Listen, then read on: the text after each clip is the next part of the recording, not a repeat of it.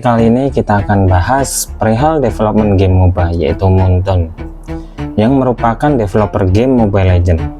Moonton resmi diakuisisi atau dibeli oleh Savvy Games senilai 6 miliar dolar Amerika Serikat. Nilai itu apabila dikonversikan ke rupiah setara 102 triliun. Indo perusahaan TikTok yaitu ByteDance dikabarkan resmi menjual Moonton, developer game MOBA ke Savvy Games.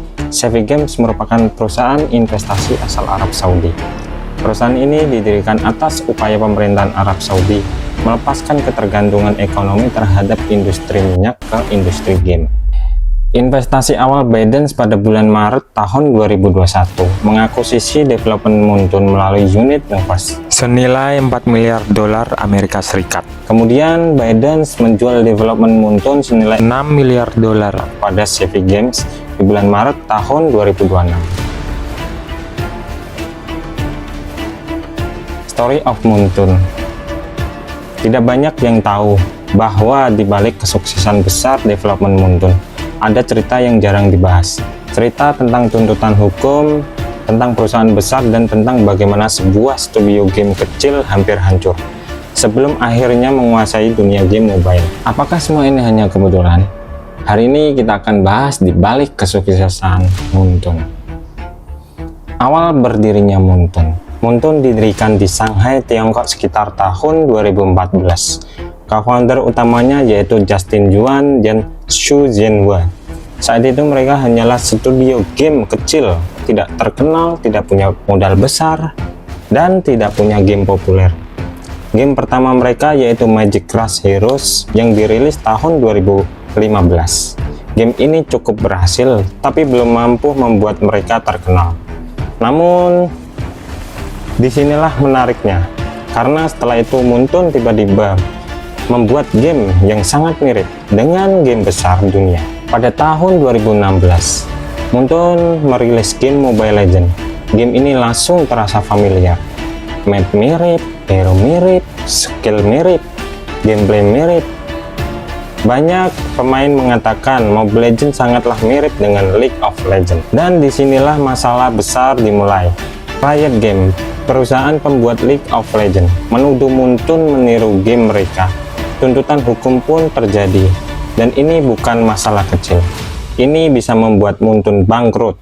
Kasus ini sampai ke pengadilan Amerika pada tahun 2017. Setelahnya kasus itu dialihkan ke Shanghai karena induk perusahaan Riot Games adalah Tencent yang bermarkas di Shanghai. Riot Games pun memenangkan kasus tersebut sehingga Moonton harus membayar denda jutaan dolar. Bagi studio kecil ini harusnya akhir, tapi anehnya Moonton tidak hancur. Mereka tidak tutup, mereka tidak hilang. Justru setelah kalah di pengadilan, Mobile Legends malah makin besar. Disinilah banyak orang mulai curiga, bagaimana studio game kecil bisa selamat setelah denda besar itu. Apakah ada investor rahasia atau ada perusahaan besar? Teori dukungan perusahaan besar. Beberapa orang percaya Moonton tidak benar-benar sendirian. Ada teori yang mengatakan bahwa sejak awal Moonton sudah didukung perusahaan besar, tapi tidak diumumkan. Kenapa? Karena kalau langsung terlihat akan menimbulkan masalah hukum. Dan teori ini semakin kuat ketika pada tahun 2021 Moonton dibeli oleh perusahaan raksasa. Perusahaan itu adalah ByteDance, pemilik TikTok. Dan sejak saat itu Mobile Legends makin sulit dikalahkan di industri game. Alasan kenapa Mobile Legends fokus di pasar Asia Tenggara. Hal lain yang dianggap aneh, ini adalah strategi Moonton. Game besar biasanya fokus ke pasar Amerika, tapi Moonton tidak. Mereka fokus ke pasar Asia Tenggara, yaitu Indonesia, Filipina, Malaysia, Thailand, dan yang lainnya. Kenapa? Karena wilayah ini HP murah lebih banyak dipakai, dan Mobile Legends dibuat supaya bisa dimainkan di HP murah, seolah-olah mereka sudah tahu pasar mana yang akan besar. Apakah ini strategi biasa? Atau sudah direncanakan sejak awal? Setelah dibeli ByteDance, Moonton membuat banyak turnamen besar seperti M-Series, MSC, Liga di banyak negara, hadiah miliaran, server makin kuat, update makin cepat, dan sampai sekarang Mobile Legends masih bertahan.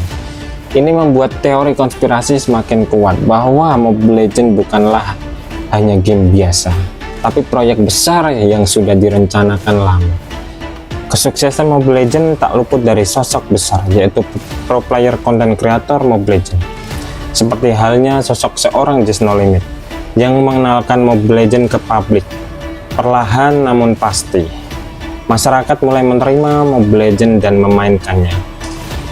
Berkat sosok seorang Just No Limit yang mengenalkan game tersebut, ketenaran Just No Limit dan Mobile Legends terus naik sehingga mendorong pro player lain mengikuti jejak kesuksesan seorang Just No Limit sebagai konten kreator.